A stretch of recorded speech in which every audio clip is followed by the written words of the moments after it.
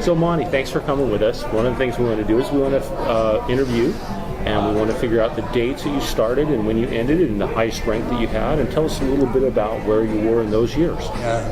Started late, almost the end of the summer, I think, in '44. And when my last year on the beach was here in Huntington City was in 1952. Interesting time in history. Worked a week or two at the plunge and as a lifeguard. Was 15, yeah. And then Bud came along, and I think at that point in time they had 12 guards, and I made the 13th guard, and so I was hired for the tail end of that summer, and then continued to work for the city through the summer of '52. And then Bud and his famous dog were the only senior members of the staff at that time. I mean, Bud was working his rear end off. Older guys were all away. I was a sophomore in high school and when I got hired, and older guys were all away because of the war.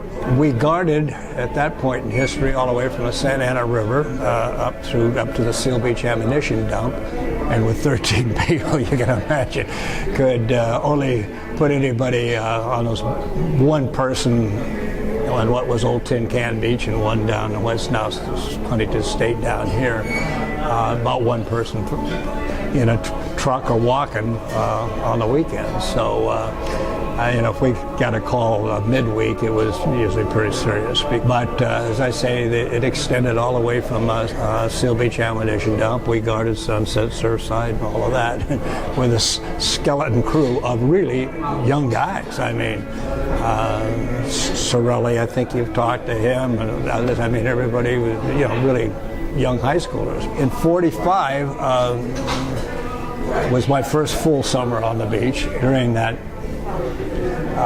period of time before the war ended and we got people back and really beefed the staff up to what it should have been, we never lost anybody in a guarded beach. One person on what was Old Tin Can Beach and one down in West now Huntington State down here, about one person in a truck or walking on the weekends. Well, the war was coming to an end and did end in Europe, and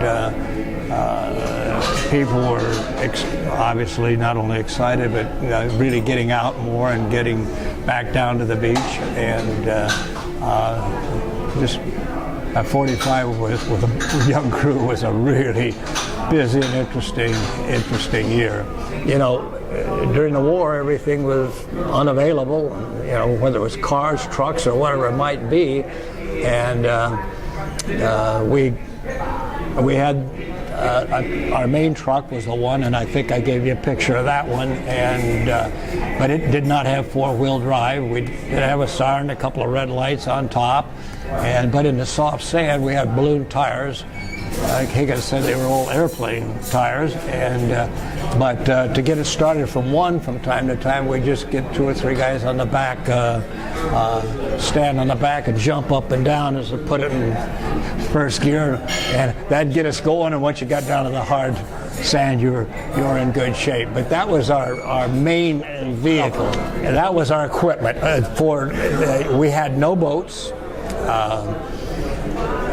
The major rescues, if it was a boat in distress, which happened, and the closest Coast Guard was Long Beach, we would, put in a call for them to run a boat down, and then if it was possible, we'd tie onto the boat with straps, shoulder straps, and put two or three of the guards and try to hold the boat out of the surf line. If it was going to get in the surf line, we took the people off, and the boat was lost. But then, a number of times, obviously, we were able to hold the boat out until an hour or so until the Coast Guard could get down. As that war ended, and we got into 46,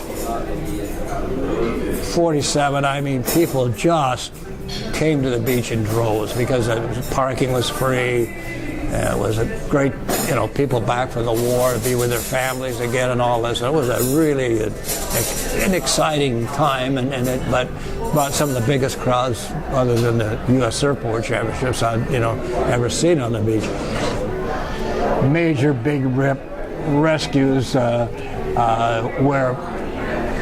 the only thing, no boat, 13 guards, not many around, spread out, and we would use the landline. And that point in time, being a lifeguard lieutenant, the key thing was not only getting the landline out to the inflatable gear or out to 4, 5, 6, 8, 10 people in a rip, and getting them onto that line and holding on it. But the key thing was that, you were the only one left on the beach, as the truck driver, as the lieutenant, and you had to be very careful. You had to get help from the crowd, and as soon as you came code 3, everyone was running down to see what was going on, and you had to be very careful because you get the people to get onto that rope on the beach, but not to start pulling until we got the high side. One of the guys would lift their buoy out there or what, and they'd give that signal, and then you'd get the people and slowly now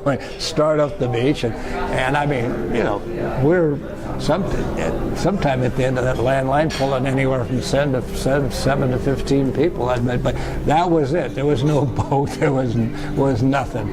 As I say, I was just 15 in 44 at the tail end of that summer, so by the next summer, but was still nobody back. I was 16 and could get a driver's permit. I had no car, nothing available. But the first vehicle I ever drove, by then I was a 60-year-old lifeguard lieutenant because we didn't have anybody else. And so I really got my driver's license and really learned to drive in an emergency vehicle. So, Tell me about, you have a photo that you brought of you wearing a special hat and a uniform, and I think it's under other related duties. What was that all about?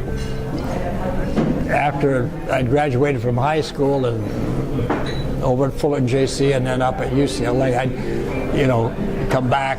It was not the center of polo season or swim season at either of the institutions. Come back and work the beach on the weekends, and that's when we do the maintenance because we maintained stuff then too. It was a whole different time. And I think that one picture we were painting, I think I was painting Tower 5, but anyone could wear. You had red trunks, and I think we finally got a jacket that we all looked alike.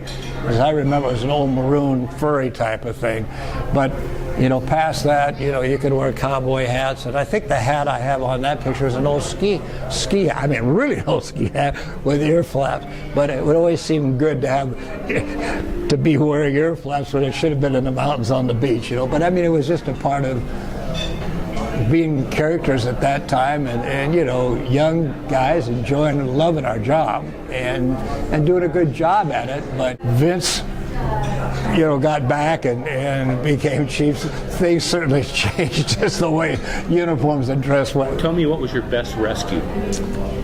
I can remember this one vividly. Was late fall. I guess polo season must have been over with at UCLA. Again, we were doing maintenance, and I was down in Tower 5, and I think there were 3 of us on that day. Knisley, I recall, and of course Higgins, and then maybe one other guard. And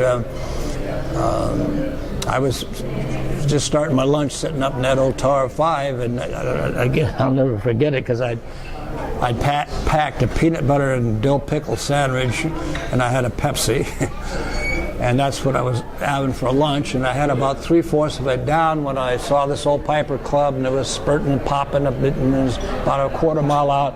Had crossed the pier and was heading south towards Newport, and you could see he was losing some altitude and was in trouble, and got down about a half to 3/4 of a mile below 5 where I was. But we had nobody on the beach other than I was the farthest down, and again I was in trunks, but was painting with paint gear on over it, and all of a sudden he noses over and went into the water, and again I wasn't sure, and I think by then, as I recall, that time of year we didn't have the phones hooked up either, you know.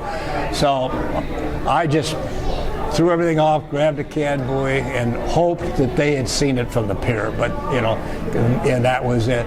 And started to run, and probably about a half mile of running as fast as I could, and seeing the plane still bobbing because it was floating. Old Piper Cubs were really lightweight. Much to my thanks, I heard the truck, you know, in the hard sand coming behind me, and it was Nisley, and I forget one other guard.